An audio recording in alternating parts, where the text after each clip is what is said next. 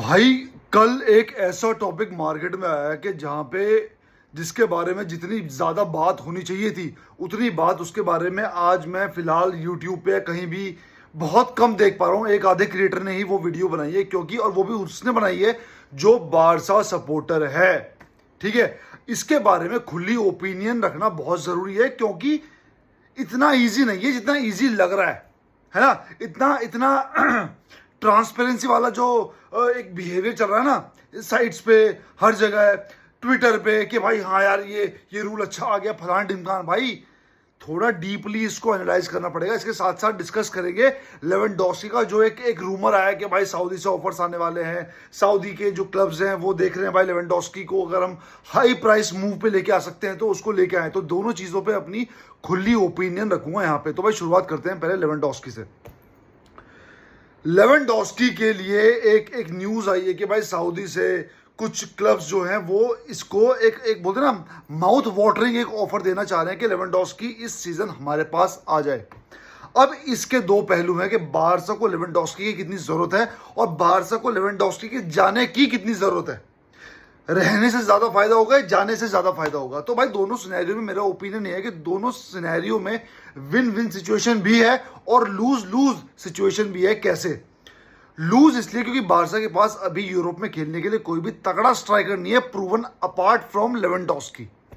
Alvarez होता या फिर कोई तगड़ा एक बंदा होता, हालैंड टाइप बंदा होता, ठीक है, कोई ऐसा होता जो हाँ बड़े प्लेटफॉर्म पे खेलने वाला लौंडा होता जो पहले भी बड़े प्लेटफॉर्म पे खेल चुका हो। रैशफोर्ड जो है वो प्रॉपर लेफ्ट विंगर है, 60% मैचेस वो लेफ्ट विंग पे ही खेलेगा, बीच में वो मूव कर सकता है, लेकिन प्रॉपर नंबर 9 आपको सिर्फ एक ही बंदा दे सकता है, वो है लेवेंडोस्की। अब लेवेंडोस्की अगर जाता है ना, तो बारसा को लॉस तो होगा, फायदे भी होंगे लेकिन लॉस भी होगा, क्योंकि उनके पास यूसीएल उठाने वाला कोई बंदा नहीं होगा। और जो बड़े मैचेस होंगे भाई कोपा डेल रे में या फिर स्पेनिश सुपर कप में या फिर ला लीगा में, कि भाई यहाँ पे इस बंदे का होना जरूरी है, जहाँ पे मेन स्कोरिंग अपॉर्चुनिटीज को एक तरह से भुनाना पड़ेगा, तो वहां पे लेवेंडोस्की ही काम आएगा। हाँ फेरान टोरस है, लेकिन भाई उस पर आप पूरा रिलाय नहीं कर सकते। लेवेंडोस्की आपको इस सीजन फिर भी चाहिए। ये हो गया पहला, अगर जाता है तो। दूसरा, अगर रुकता है तो बारसा को फायदा ही फायदा है। फायदा इसलिए कि फाइनेंशियल भी बताऊंगा, फायदा इसलिए कि भाई हमारे पास प्रूवन बंदा होगा। मेरा लास्ट सीजन से यही कहना है कि भाई लेवेंडोस्की जो है वो 60 या 70 मिनट का प्लेयर अभी भी है। उसके अलावा 20% आप या 20 मिनट के लिए आप दूसरे बंदों को डेवलप करो। आप फेरन टॉरस को डेवलप करते, ठीक है, आप किसी ना किसी को डेवलप करो ताकि लेवेंडोस्की का बैकअप भी बने, क्योंकि अल्वारेज, हालैंड, ये सब सुहाने सपने हैं भाई, इनमें मत जीना। आप इस मैनेजमेंट पे इतना भरोसा नहीं कर सकते कि ये आपको कह के अगले साल अल्वारेज लेके आएंगे। ये वो बंदे हैं जिन्होंने 10 अगस्त की डेट दी थी जॉन गाम पर कैंप न्यू पे, लेकिन भाई वो नहीं हुआ ना। आफ्टर ऑफिशियल एक तरह की वीडियो जिसमें लपोटा भी आ गया था, वो नहीं हुआ। तो आप ये मत सोचना कि भाई अल्वारेज आ जाएगा, फलाना आ जाएगा, ढिमकाना, कोई नहीं आने वाला जब तक कि पिच पे कदम ना रखा जाए। भाई अब तो जॉन गार्सिया, रैशफोर्ड, रूनी, ये रजिस्ट्रेशन की इनकी खबरें नहीं आ रही। छोड़ो अल्वारेज भाई, ठीक है। तो ये हो गया। लेकिन अगर लेवेंडोस्की यहां से जाता है तो उसका एक घाटा ये भी होगा। हाँ बारसा को पैसे मिलेंगे, लेकिन भाई लास्ट ईयर डोमेस्टिक ट्रेबल जीतने के भी तगड़ा पैसा मिला होगा, करेक्ट। सेमीफाइनल तक खेलने का भी तगड़ा पैसा मिला होगा, करेक्ट। फिर भी हालत देख लो, रजिस्ट्रेशन की एक भी न्यूज़ नहीं है। फिर भी हालत देख लो, एक भी प्रूवन तगड़ा यूरोप का स्ट्राइकर लेके आने में फट के 74 हो चुकी है। तो क्या गारंटी है भाई? मैंने तो ये देखा है अपने एक्सपीरियंस में, जब भी यहाँ से कोई प्लेयर जाता है अच्छा पैसा आता है। गुंडोगन को 24-25 मिलियन का जो एक वेज बिल था वो चला गया है ना, तो अरे यार अब ठीक हो जाएगा। उसके बाद भाई लॉन्गले ने अपनी 32 मिलियन की वेजेस एक तरह से गिव अप कर दी। उसके बाद भी यही बकचोदी है और यही रहेगी। तो इस मैनेजमेंट पे भरोसा नहीं कर सकते कि अगर प्लेयर के निकालने के बाद कोई हमें गारंटी देना कि इस प्लेयर के जाने के बाद भाई स्ट्रक्चर में फर्क पड़ेगा, ये पड़ेगा, ठीक है, पैसा आएगा, ऐसे खर्च करेंगे 1:1 जो सब बकचोदियां चलती हैं। तो भाई अब तक कोई आपको लिखित में नहीं देगा। तो जो बंदा ऑलरेडी है इसको संभाल के रखते हैं। पता चला ये गया तो ना हम यहाँ के रहे ना हम वहां के रहे, तो दोनों विन विन सिचुएशन है। ज्यादा फायदा है लेवेंडोस्की के टिकने में। ये होगी पहली खबर। दूसरी भाई, ये मेरा ओपिनियन था। दूसरा भाई, इस टॉपिक को लोग बहुत लाइटली ले रहे हैं। मैं कल जब लाइव स्ट्रीम मैंने की तो कल भाइयों ने बताया कि यार ऐसा कुछ हो रहा है, ठीक है, ये डीआरएस जैसा आ रहा है, जैसे क्रिकेट में डीआरएस है कि भाई 2 रिव्यूज हैं, विफल होंगे, अगर दोनों विफल हो गए तो फिर आप कुछ नहीं कर सकते, दोनों चल गए तो आप करते जाओगे। तो भाई इसमें खुश होने वाली बात नहीं है। लास्ट अब जो 2 हैं, करेक्ट, वो कोच लेगा, कोच है ना। 2 रिव्यूज में 20% फैन बेस खुश हो रहे हैं, ठीक। इसका फ़ायदा क्या होगा, ये कितना ईमानदारी से होगा, इस पर भी बात करेंगे। भाई एक बात बताओ, लास्ट सीज़न उससे लास्ट सीज़न है ना, अनलिमिटेड वार रिव्यूज़ थे, करेक्ट करेक्ट। कितना ज़्यादा आपको देखने को मिली ईमानदारी। अल्मीरिया वाला मैच उठा लो, गेटाफे वाला मैच उठा लो, रियल मैड्रिड वाला मैच उठा लो, कुछ भी उठा लो, आपको ना यमाल का गोल दिया गया, यहाँ की बॉल को पेनल्टी यहाँ का बता दिया, ठीक है। चुआमेनी ने अराहो को पकड़ के नीचे फेंका था, अंडर जावी जो हमारे घर पे क्लासिको हुआ था, 2-1 हुआ था, जो बेलिंगम का लॉन्ग शूट आया था, वहाँ पे कितना आपको फेवरेटिज्म मिला। फेवरेटिज्म मतलब पॉजिटिव वाला, जो वाकई में फाउल था, जो पेनल्टी लॉन्गले ने रामोस को पकड़ी थी आई थिंक 2020-21 सीजन में, ठीक है, सेम पेनल्टी थी, चुआमेनी ने अराहो को पकड़ा था, मिला आपको? नहीं मिला। गेटाफे मिला? नहीं मिला। अल्मीरिया उनके घर पे थी, मैड्रिड कुछ मिला? नहीं मिला। भाई आप लिख के ले लो, इस फैसले से बस ये चीज़ हो जाएगी कि 100% ईमानदारी की गारंटी दो।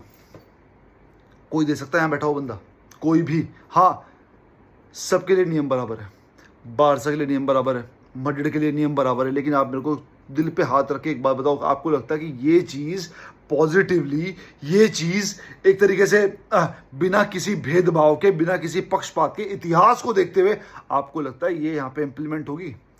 छोटे छोटे मैचेस आप खुद देख लेना, सीजन के एंड में बात करूंगा, ये रिव्यूज़ अब मैं लिखूंगा, वार रिव्यू में क्या खिलाफ गया, क्या साथ आया, ये लिख के ना सीजन के एंड में, मेरे को लगता नहीं सीजन के एंड के मेरे को वेट करना पड़ेगा, क्योंकि पहले से ही ग्लिम्स दिखने शुरू हो जाएंगे, वो आपसे डिस्कस करता रहूँगा। तो हम जो मैक्सिमम लोग ये कर रहे हैं ना कि हाँ यार 2 रिव्यूज़ आ गए, भाई खुशी मत मनाओ, मैं नहीं मना रहा, आप भी मत बनाओ। और मैं आपको नहीं बोल रहा मैक्सिमम वो बंदे, क्योंकि इस चैनल पे लगभग हर बंदा मैच्योर है, लेकिन वो जो रिएक्शनरी बंदे हैं ना, जो बोल रहे हैं ठीक आ गया, कुछ ठीक नहीं आया। भाई एक बात बताओ, अगर इतना ही ज़्यादा ला लीगा पैसा तो कमा रही है, पैसा तो कमा रही है, जिस हिसाब से टैपास बोलता है, अरे मेरे को फाइनेंशियली देखना पड़ता है, फलाना देखना पड़ता है, ये अंधा पैसा नहीं डाल सकता, फलाना नहीं डाल सकता, यानी कि तो इसके पास मैनेजमेंट तो है, तभी तो ये इतनी ज़्यादा स्टेटमेंट देता है। तो अब तक ये गोल लाइन टेक्नोलॉजी ला क्यों नहीं पाया?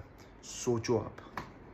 ये सब आपको पता क्या हो रहा है, मुझे पता क्या हो रहा है। लास्ट सीजन जो एक एक बात बोली वो हुई या नहीं, आप लोग गवाह। इस सीजन भी देख लेना, हर वार चेक पे क्या सही क्या गलत, जैसे कुछ गलत होगा ना उसका नोट्स बना के रखूंगा भाई, मिनट के साथ, ठीक है, उसका नोट्स बना के रखूंगा, मैच के साथ, तारीख के साथ, तब आपसे डिस्कस करूंगा कि क्या सच है, क्या झूठ है, क्या सही है, क्या गलत है। तो भाई आंख बंद करके, आंख नीच करके इस रूल पे भरोसा मत करना कि सब कुछ अच्छा हो जाएगा। हाँ, अच्छा होगा किसके लिए, आपको पता किसके लिए, है ना। रेफरी पे प्रेशर बना दिया, सुना, फ्लिक ने कुछ कह दिया, बैन, रेफरी पे प्रेशर बना के पूरी एक डॉक्यूमेंट्री सी बना दी, कोई बैन नहीं, समझ रहे हो। एम्बाप्पे का तगड़ा tackle on spaniel player, 1 match का बैन। भाई 10 मैच कम से कम बनते थे जिस हिसाब से वो टैकल था। नाचो का क्लासिको से पहले सस्पेंड हो जाना, वो क्या नाम, रेड कार्ड का, कि हाँ भाई इसको खेलना चाहिए। भाई इतना इजी नहीं है, और इन चीज़ों पे फिसलेंगे नए लौंडे। हम लोग मैच्योर्ड लोग जो सालों से फुटबॉल देख रहे हैं, दशकों से फुटबॉल देख रहे हैं, भाई हमें फ़र्क नहीं पड़ता, ठीक है। और हमें पता है ये किस उसमें जाएगा, किस दिशा में जाएगा, और वो चीज़ अभी प्रेडिक्ट करके आपको बता रहा हूँ। आप लिख लेना मेरी बात, अगर 100% छोड़ो ना, 100%, अगर 90% भी ईमानदारी से ये रूल इंप्लीमेंट हो गया, पैर तले निकट जाऊँगा टेबास के, पर ये होगा नहीं। तो भाई ये कुछ मेरी ओपिनियन थी लेवेंडोस्की के बारे में, ये मेरी ओपिनियन थी एक तरह से। ये जो रूल आया है वार का नया, जो ला लीगा में इम्प्लीमेंट होगा, फेयर रूल, जो मेरे को उम्मीद है फेयर होगा, वो तो मुझे पता कितना फेयर होगा, फेयर ही होगा वैसे, है ना, जो अब तक होता है फेयर वही होगा फेयर। तो भाई एक क्लब बहुत ज़्यादा खुश है इससे, और बाकी क्लब्स बहुत ज़्यादा परेशान है। एक क्लब कौन सा खुश है, may be Barcelona, may be real Madrid, may be कोई भी, और परेशान कौन है वो आपको पता है, खुश कौन है वो आपको पता है। तो भाई अपना ओपिनियन पक्का बताना इस वाले पॉइंट पे, स्पेशली कि वार रूल के बारे में आप क्या सोचते हो। मिलते हैं अगली वीडियो में, तब तक के लिए विस्कल बारसा।